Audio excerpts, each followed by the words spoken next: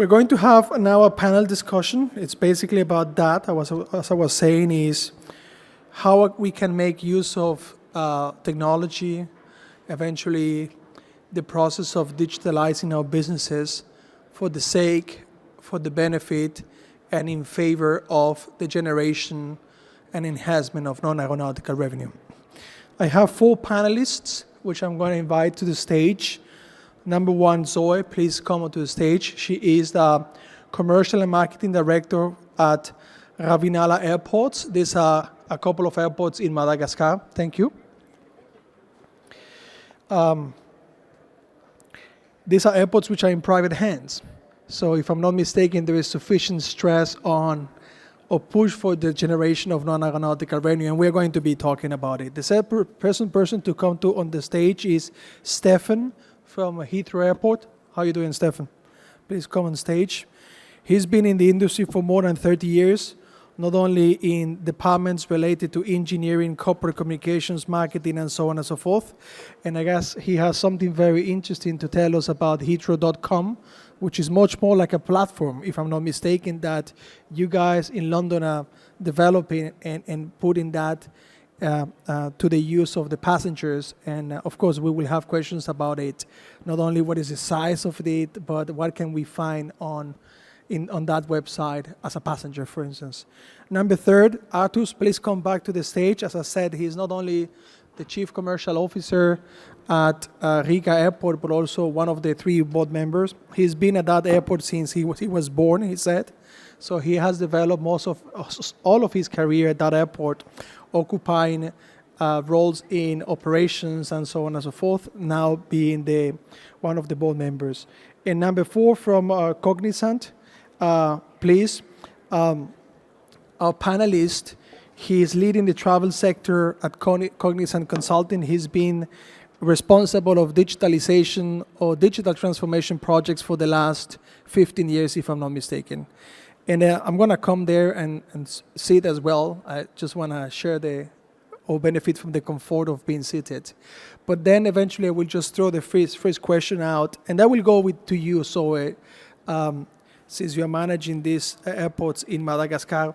And I guess before we talk about digitalization and all that, at least to me, it's the first time to see someone from Madagascar speak about the airport. So maybe you can just speak about Madagascar from an aviation airport standpoint. What are the airports that you are in possession of? And then the second part is basically, how do you make use of digitalization for generating business opportunities or non-aeronautical revenue? So these 2 chapters, first one I guess is very interesting, talking about your country, how is aviation there, the airports you have, and then the business development part, which I just mentioned. Thank you. Thank you so much, Lorenzo. First of all, I'm very delighted to be here today because I see that the only lady, and I also represent Africa continent. So thank you very much to Terrapin team to invite me today. So you have right. I come from Madagascar, far away. We manage the 2 biggest airports in Madagascar. Just to give you some figures, 1.2 million passengers a year. We are a private company who manage the airport since 7 years. We just opened the new terminal 3 years ago, and we just opened all the shops, all the services since 1 year. Just to give you the milestone that we have made. So it was difficult because there was the COVID, and we have closed our borders since 2 years. So it's a very complicated situation for us. So Madagascar, the 4 biggest islands in the world, we are in the Indian Ocean. Our main vision is how to be a reference airport in the Indian Ocean first, and how to build some relationship with the government, because we are a 100% private company. Before it was the public sector. We manage all the airports in Madagascar. We have 50 airports, small. We have the biggest one. So this was the challenge. To give you just the picture of the challenge that we had. So you discuss about business opportunity, navigate in global challenge. The first one that I will want to point is the international standard. Because, as I said, we just opened the new terminal 3 years ago. And how to build some infrastructure, to build some new services that meets with the international standard in every airport. That was very difficult to us because to find some partners like retailers or for the shops. For example, the main one in my mind is the lounge, because we didn't have international lounge before. So how can we attract some international brands to come with just 1 million packs, and to be sure that they can also help us to grow the revenue, and also to give us, have the same vision about the ambition on digitalization, on transformation. So just to give you how do we do, and we also make a lot of benchmark. We discuss a lot with other airports. That's why I'm very happy to be here to see what Riga Airport does. Excellent, and I hope that we will do. That will be our next milestone, but I will explain it after.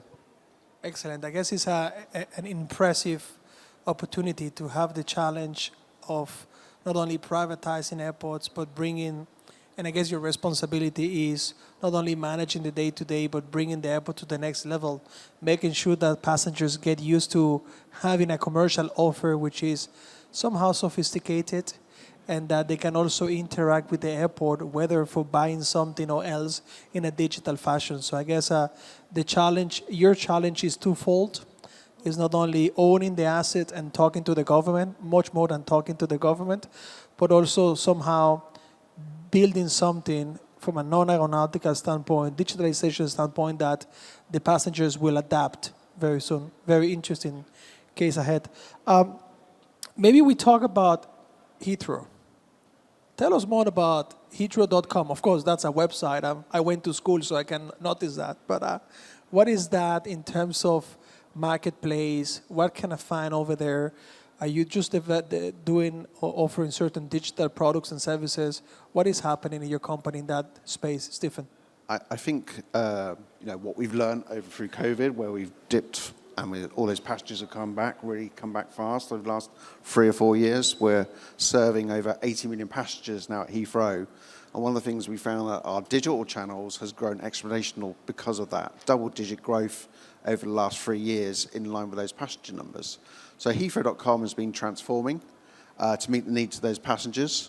If you think during COVID, people were moving more to digital, or whether to order Ubers, to order food, Amazon, etc. So we've sort of learnt from that, and we're now engaging our customers in a digital sense, whether it's through Heathrow.com, our Heathrow app, our social media, and just traditional email, etc.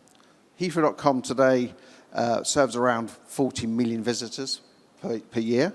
So if you look at that as a terminal, it's probably our second biggest terminal at Heathrow, and like you, with 1 million. But for us, that gives us an opportunity. It's about providing products and services as well as information, which you take for granted today, whether it's flight information, how to get to the airport, what shops and restaurants are available in the terminals, but also now building out our digital capabilities through e-commerce, for example. So today, we're creating what we call a reserve and collect retail estate, and it's a marketplace that enables all our retailers to actually sell their products and services, and people can pay and collect at the airport. And that is going through a transitional period. We've got roughly 40 retailers on board now, and we've got around 15,000 SKUs products that you can sell. So that growth that we've seen is now moving into a place where we are expanding our marketplace. So it's not just about the retailers or in our terminals, where we're going to give the opportunity for those retailers who couldn't come onto the airport due to the size of footprint they would need to have a store in a physical terminal. So new brands, whether they're boutique or large conventional ones that are on the high street, we're going to enable them to sell their products and services on our marketplace at Heathrow.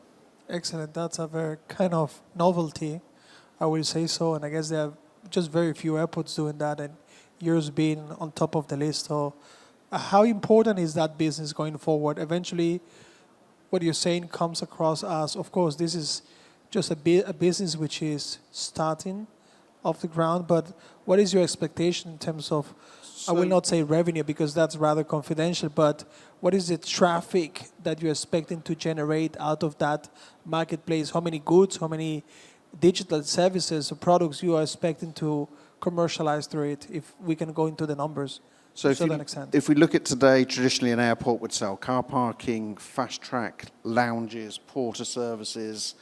The retail bit is probably the untapped that we're seeing in the digital sphere. And bringing on these retailers are really giving them the opportunity to showcase their products and services before people get to the airport. And also then to people to be reassured if they want that product, it will be there in the terminal waiting for them when they arrive. In terms of numbers, I can't quite go into the commercials of that, but if you look at retail in general at Heathrow, last year our airport revenue was just under 700 million. We've got some premium brands there, as you could probably expect, and they are all slowly coming to realize that being involved in the marketplace actually extends their range, exposes them digitally, and to sort of the premium passenger way at Heathrow, they're more enticed to buy while coming to the airport. Excellent. Thank you for sharing numbers. I guess this is giving further context of the importance of having a marketplace, or eventually what is the contribution of that marketplace into the generation of non-aeronautical revenue. Arturs, let's go with the airport first and then with Cognizant. Tell us about the challenges you are facing, how you're making use of digitalization or technology to generate business opportunities, and especially in the field of non-aeronautical revenue, and whether we're going to see a Rix.com similar to his website going forward. Well, well, I think there's a way to go. There's a way to go, but we are starting doing some developments step by step, I would say. So, launching our own e-commerce platform was already challenging for those services which you mentioned, the fast track parking and the business lounge and the porter services. So we've seen that a lot of our partners are also looking into utilizing these digital solutions, but they are like silos, separate silos. So order and collect, that's done by ATU Duty Free, that's our retailer. Mobile payment application for the parking, it's done by a different third party. So I'm very jealous of what Heathrow has done actually by linking all of the partners together, and I think that's the way to go, and it's a good example of doing it properly, I would say. So I think that's the next step, and I already made this point a couple of years ago. If the airports do not take this initiative and create this platform for all of the stakeholders, then some big international, let's say, platforms such as Amazon or somebody else will take over this. So they will use this as an opportunity. So the airports need to take this additional step. It's difficult, because you need to convince so many parties. Talking to the airline, even if it's your national carrier with 60% of traffic, so I hope they are not here. It's impossible. They are so much safeguarding their own small piece of cake and of share of the cake, but we try to convince them, let's collaborate and grow this market together. Otherwise, somebody else will disrupt it and take it over. So, but yeah. I think you're absolutely right. Just to be clear, it is a bit of a swan. You know, it's not perfect, and it's taken us a long time to get where we are today. But you're right. I think the marketplace, given the opportunity, you know, we talk to our airline partners all the time, and if you're over on the other side yesterday, you know, they're after their auxiliary revenues. I think the opportunity is for those airlines to sort of wake up and say, look, that 3% or 1% auxiliary revenue that you're going after is actually right here at your local airport or at the airports you're going to, and we can share the pie together. It's that classic case of the airline knows who the customer is, the airport doesn't until they walk through the door. So having that collaboration and willingness to share data is in the best interest of all parties, the airport, the airline, and almost certainly the passenger. Excellent. Thank you for your comments. Harish, now to you.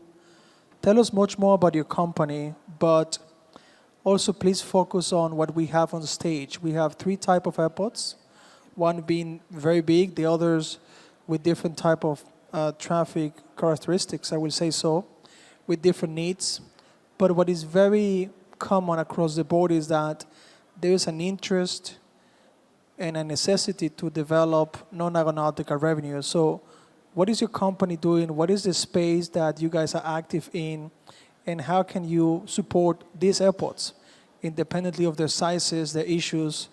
And what is your take on the future of non-aeronautical revenue going forward? So 3 or 4 questions in one, but it will be nice to you as a technology service provider, so to say, give your take on that, please.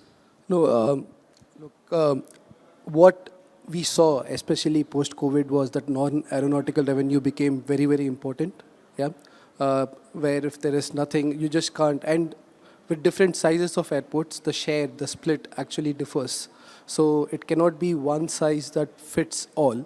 And that's where the way, from a Cognizant perspective, that we see it is that technology, now you can have the most shiniest of technology in there, but it should give you that return on emotions, or it should give you that return on investment. So it cannot be that I build a great marketplace, yeah, but the return is something which is taking time for a longer period of time, and I cannot recover that. But at the same time, I need to have that vision, the strategy to do this. So where Cognizant comes in is to look at what that strategy would be to develop your non-aero revenue, whether it is your marketplace solutions, whether it is your digital solutions, your web solutions, whether it's your mobile apps, whether it is your customer data platforms, whether it is your loyalty platforms, whether it's your rewards platforms, because at the end of the day, all of this is very, very connected with data and insights. So how do you get the data and the insights to have the targeted, personalized experience and then take that forward, right? And the journey might be different for different airports. As you said, it's between the passenger, the airline, and the airport, right? As Stephen mentioned, that how do you bring that passenger in the center and give that seamless experience? Because surely we are trying to elevate the passenger experience, whereas the airport is more of a smart city coming in and saying, okay, fine, rather than a stress-free travel, right? I'll probably give you a stress-free travel and an experience so that you can shop at the airport and give you that experience rather than coming in and flying out. So it seems like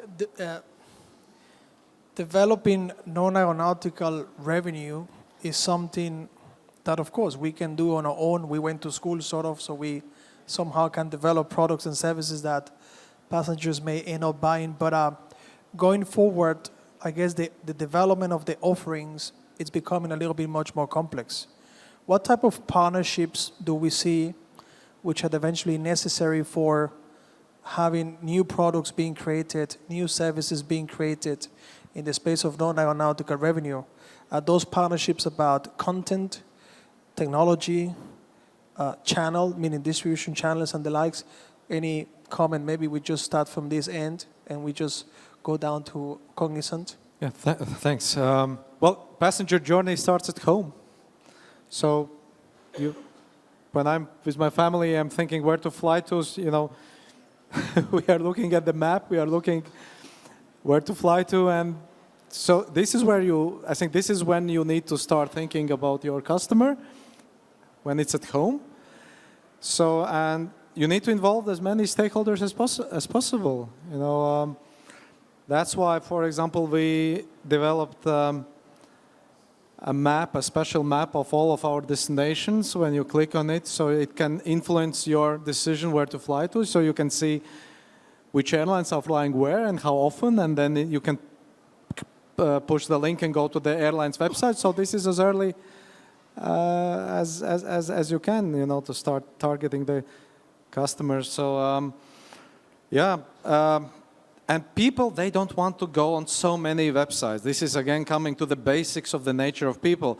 I don't go to the hotel websites anymore. I go to booking.com.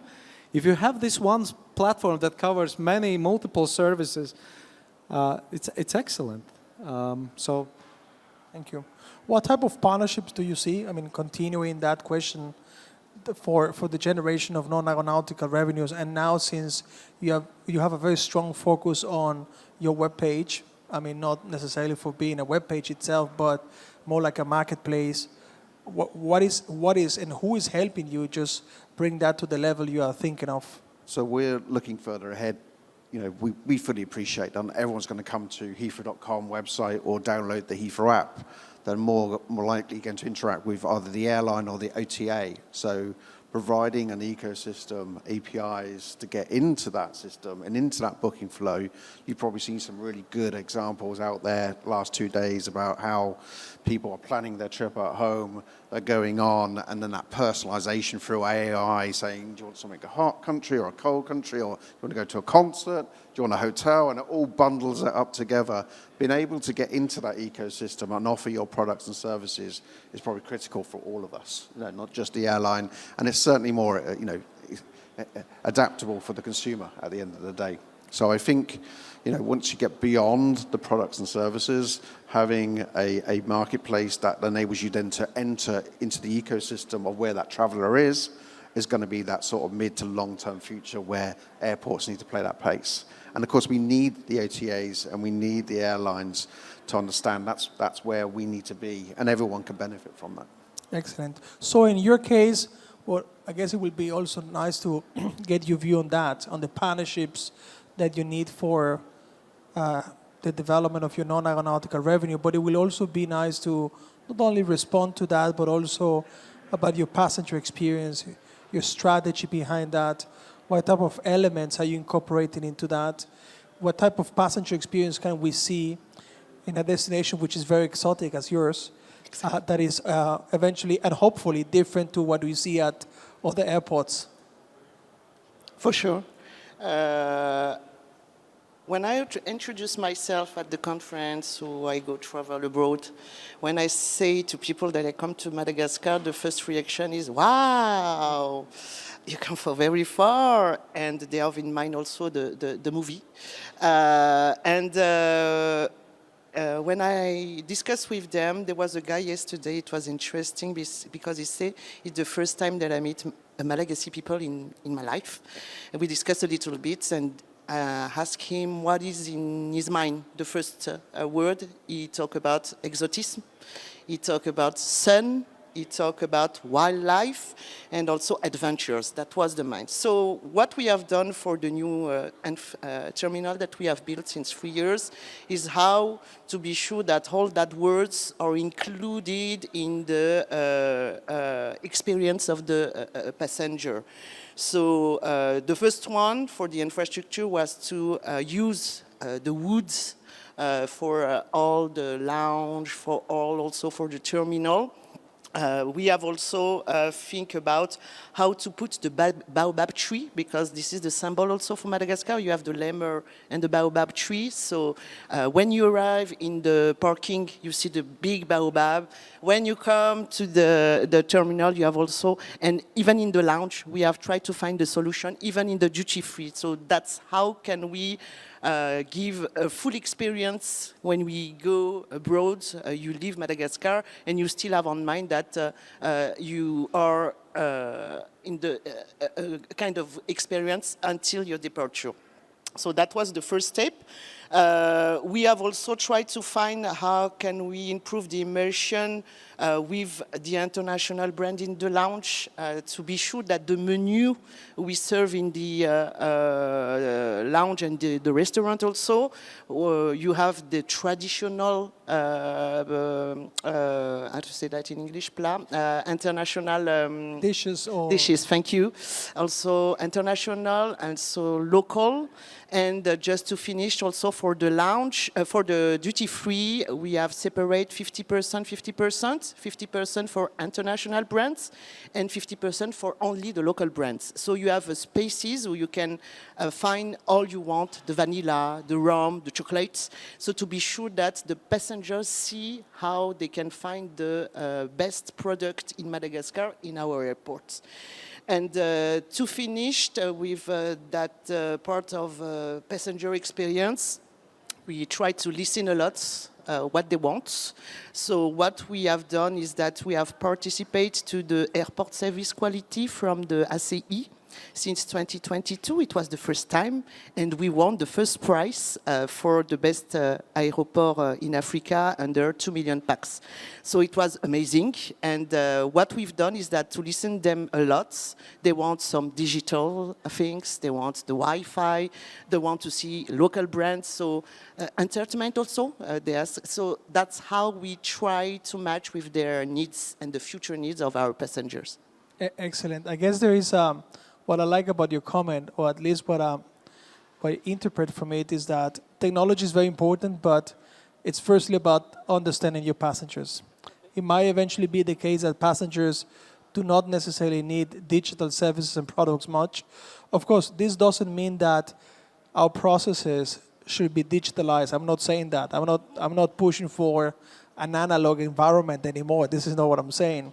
What I'm saying is that, of course, business processes should eventually be digitalized to the extent possible. And just to mix that with my previous panel, to the extent that the P&L can pay for it, that's what it is. But when it comes down to offering something to a passenger, eventually technology is a mean of delivering the service, but not necessarily everything needs to be digital when it comes down to passengers. In Cognizant, so what type of, how do you partner with airports? I mean, besides, of course, selling services and all that, which, of course, is part of the business. But that's obviously part of the business. To what extent you go, how deep you go into the partnership of, helping an airport in digitalizing, but mostly developing non-aeronautical revenue or solution you might have for having a sense of place, a better customer experience strategy? Yeah. So again, very interesting when Arturs said that obviously the journey starts from home when you're actually searching, right? And equally now everyone is looking for some inspirations, right? How do I actually go? Where do I go? What destination inspires me? What can I do as a package? Yeah. So a lot of this is about trying to get the data around how do I get the right marketing about the local flavors of that particular airport, which is very, very important and a very key differentiator, because a lot of it is not about just, as I said, just coming into the airport and then catching a flight and going. It's a lot more about experience. For example, you can provide experiences where, I know Changi Airport, for example, great in experience or passenger experience where they give you a 2-hour free cycle ride to go around, and because they have a big airport and infrastructure, you can look at the local cuisines, you can taste the food, everything else. But how do you then use that to have the targeted, because traditionally you were always using communication channels like email, marketing tools, but now it's social media. So how do you actually target, your passengers through getting that kind of data, ensuring that personalization is there, ensuring that inspiration is there, and ensuring that, because the personas might be different. It could be a family that could be traveling with young children. It could be someone who would be going on an adventure trip. So how do you ensure that you can personalize that kind of experience on what they would want? Right? And that's where the technology can help. And I was also agreeing to the point, right? I don't necessarily require all of these different websites. Yeah, it could easily be something where, and to be honest, from an airline perspective, right? You already have the distributions of the world. That's already there. But why can't I actually get a fast track security through an airline site. Yeah, should be possible because I'm doing that offer, right? And if I'm going to be a retailer of that future, expose the APIs, expose the data, give that package, give that. It really doesn't matter because at the end of the day, it's at the benefit of both the airline and the airport to get the same rewards, and the passenger gets the same experience. The same is with any kind of intermodal transport. Yeah. So if you have an airport which is probably on the outskirts of a city and where you need to have a commute, how do I have that commute possible, and how do I use those journey times?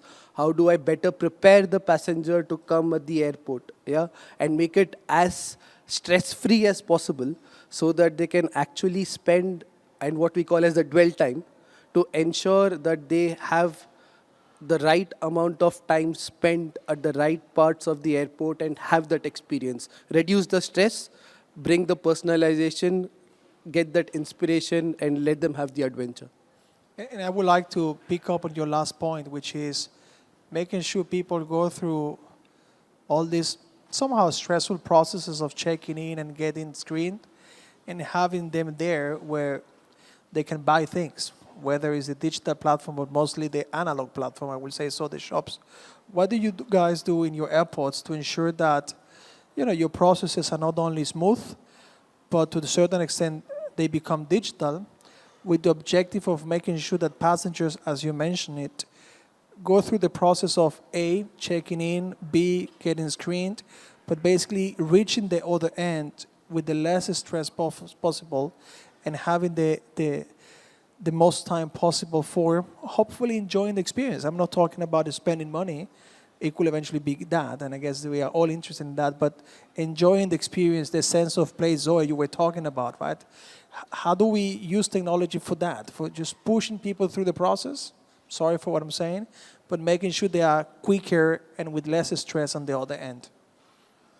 For us, it's about predicted journeys, so that passenger feels in control. So whether it's getting to the airport, checking in, getting through security, all those sort of pain points or high anxiety moments where they get through. So making the operation more efficient, using real-time data, and actually informing that customer where they are in that journey and what the next step they need to take or what decision they need to take. And ultimately then once they get through security, they're in that sort of, I'm going to call it the golden hour. That's changing, but that's that where I've got through security. I'm now going to take a breath. I'm now going to repack my stuff. I'm going to go to the toilet. I'm going to sit down. I'm going to look at the map to see where I can get something to eat, or I can look at some jewelry or another retailer. And for us at Heathrow, we have a retail proposition which has 4 pillars, which is one is around digital, one is around experience, one is around the offer, and one is around space. So space, for example, at Heathrow, we are tight on space with our capacity. We're rolling out next-gen security, which is actually encroaching in our retail offer and our spaces, so we have to reconfigure. So that space now is becoming more important for us. And because of that, then the offer has to be really compelling. I really love your idea, that sense of place that you're bringing into your terminals. If you think about the airport, it's the first and last memory they have of that country or that destination. So I'm really envious of that, What could we do at Heathrow? I don't know, rain, fish and chips, I don't know. But that offer needs to be compelling to that audience. And so the spaces need to be reconfigured. They need to be enjoyable, whether that's a retail or even F&B. At Heathrow, where we got 2 Michelin-star restaurants with Gordon Ramsay and Heston Blumenthal, and only a few weeks ago, Louis Vuitton have opened up the first cafe as well. So that experiential piece, compelled with the offer, and maximising the space is what Heathrow is about, to ensure that passenger is feeling in controlled, less anxiety. And for the less stressed, they're more likely to buy, let's be honest. And hopefully then we can reduce that golden hour through digital, because they've already brought their products and services, and they're just getting through, picking up, getting there ready, and then getting to the gate on time to get their flight. Excellent, thank you. Let's have, eventually go ahead, and then Zoe, and then we close with Cognizant on that very topic. Well, Harish was talking about knowing the passenger and having the passenger data. But I think where the airports have data, it's in operation. So I come from the operational background, so there's a lot of data. You said predictive analysis. We also have a queue management system. We can predict when the queue will form in the check-in, when there will be a queue in the security control. We can monitor it. So we inform the shift manager of operational departments.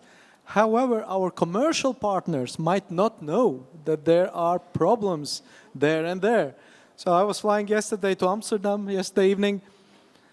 There were a lot of delayed flights, which happens now very often.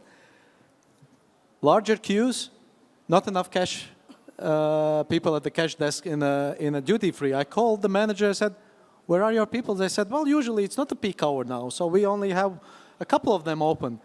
So linking commercial operations to the airport operations would be really great. We have a collaborative decision-making platform, excellent for operations. We allocate the gates based on the operational needs. Why can't we also put an extra factor for the gate allocation based on the passenger spending per passenger profile? Because also it can influence the spend per passenger, which part of the terminal you allocate the aircraft. So linking the operation to commercial management, I think it's something that many airports can do right now. Excellent. So collaboration, partnership, sharing information, and so on and so forth is key, in addition to listening to your passengers, which is what Zoe was claiming about a few minutes ago. Zoe, on that very topic, what is your take? Please pass on the mic. What is your take on that topic, and what is your airport company doing in that regard? I forgot to give also one figure. I think that it's important that only 5% of our income is come from non-aero from now. So we have the ambition to double it in the 2 next years. A little big challenge, but we will try. How do we will manage? So now we are under discussion with our CEO to put in place a new travel retail strategy with a digital integration. The first one, I agree with all my colleagues, is that how can we collect all the passenger data? Because at that time, we know who comes to with the airlines, the number of passengers, but we have no details. How many times they come before, after, what they want to do. So I think that it's very important to see the nationality, the age, the time they spend in the airports. And with that, we will try to build some loyalty program to be sure what brands they want to buy, which exclusive offer also, like you have done in Riga. So yes, and how to put e-commerce platform. It will be a challenge. We have a website, a simple website, just to give some information for all the passenger, but we have no integration with the duty-free shop or the lounge or the car park. So that will be the next challenge for us. So that's why I'm here also today to discuss with some providers, can give some service like that, but at a small scale. No, but it's very interesting. I mean, yes. you have a greenfield, and I'm sorry for cutting you off, but you have much more of a greenfield opportunity. You have to build everything from scratch. And it's not necessarily about comparing who's big or who's that, but I guess you have a very interesting challenge going forward. Exactly. Which is generating the non-aeronautical part of it. Well, excellent. Thank you. Thank you. Thank you. Closing remarks. No, so again, look, I agree there is always this challenge between operations and commercials in terms of, do I get the passenger fast enough to ensure that they are there at the gate, or do I ensure that they have enough time to actually go through the experience at the airport? Yeah, and now technology is allowing you to make data-based decisions. Yeah, so you have sensors, lidars, right, which will tell you what is the congestion at what part of the airport, what what flights and also the demographics, right? Even if it is anonymized data, you can get all of that information, and then you can have that conversation with your operations team, you can have your conversation with your airlines team, you can have that conversation, and again, going back to the collaboration with your handling agents, because it's also so frustrating that when you say that, you see on the board that it is ready for boarding, and when you go to the gate, there's no one there. Yeah. So what's the point of actually stressing out a passenger and potentially losing out on experience and a reduction in NPS? So how do you collaborate and get that data through technology? Yeah. And work with your partners is becoming very, very relevant. And it's also about connecting the dots, because siloed information, like if you just take information from your car park, if you just take information from your lounges, if you just take information from your fast track, is of very limited use. If you bring all of that together, then you mix it with your external data, yeah, from your airlines, your partners and everything, then you have something, and you're offering something back to the passenger. And as you said, it's just not about the airports making money, but it is getting the experience and the right brand associated with it. And this is helping you get an ASQ, high level, and so on and so forth. I mean, what is very relevant out of the conversation is listening to the passengers. Technology is very important, but it's eventually as important as listening to your passengers, developing a common sense or a sense of place. I guess there is tremendous work in bringing in novelty in non-aeronautical or in the generation of non-aeronautical revenue. Your example, for instance, at Heathrow is not necessarily about selling more, but displaying the products and services in a different fashion, yeah? Making them available through a channel which is not traditional, or at least not for an airport, and so on and so forth, and very good examples that you have shown to us today. We still have 5 minutes, more or less, if I'm not mistaken. So maybe one? Let's make it 5. It's the end. We can still do midnight, more or less, unless you have a flight to catch. But maybe there is 1 or 2 questions coming from the audience. You have 4 leading airports in the very specific regions with different type of passenger types, different needs, different challenges, different issues. And of course, Cognizant, which is supporting airports very much. Is there any question from the audience? Any remark? Anything burning inside that you want to share with us? Yeah.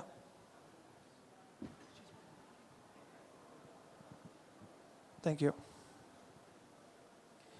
My name is Atul. I have a question for you, Arturs. You gave an example for coming over from Riga to Schiphol, and you said right now there is lack of information exchange between operations, where the operations have the data, but also your non-aero, the commercial side, the retail side of the business at the airport.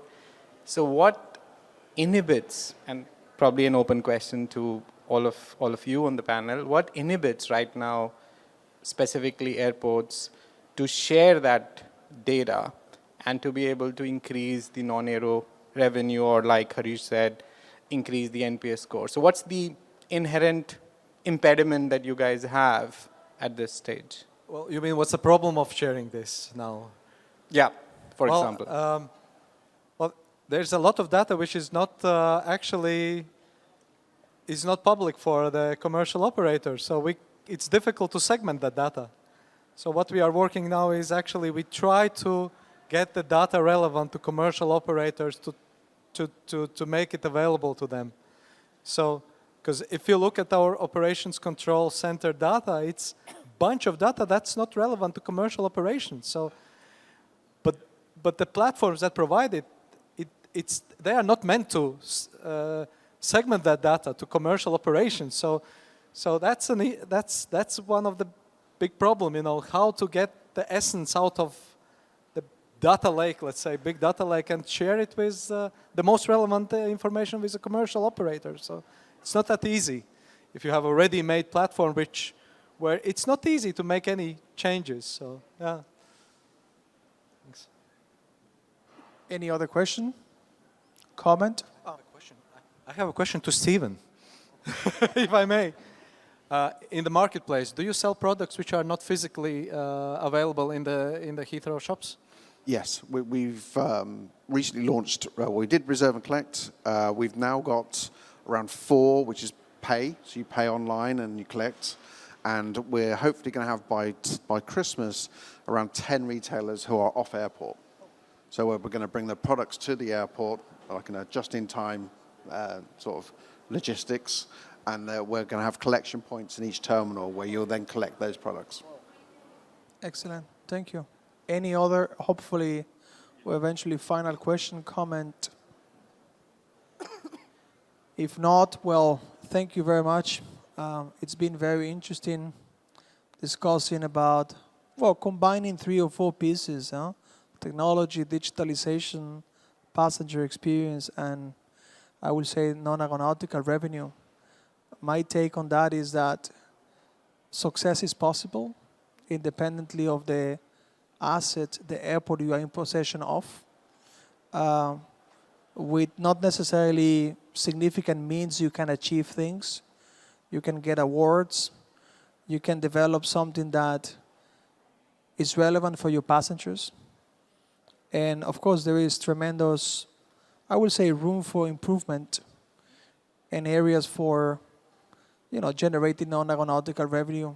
I'm not a big fan of, well, duty-free, I guess. I get to see the same chocolate at all the airports I normally fly to. I guess I visit about 50 airports every year, so I guess we can do better than selling chocolate. I will not say the brand, but I guess there is novelty. Nothing against the brand, but I guess there is much more about the sense of place, the feeling part of the business, which is not fully exploited. And I guess passengers going forward will rather pay for that, a premium for that, than the food or whatever physical they're buying, a perfume or what have you. But anyways, I guess we can cover that topic in the next edition. Thank you very much for taking the time and explaining to us what you guys do, being open and candid about it. And I hope it was interesting for the audience. If there's any question, please, after the session, approach us. Any of the 5, we will be pleased to discuss with you in group or bilaterally. Thank you very much.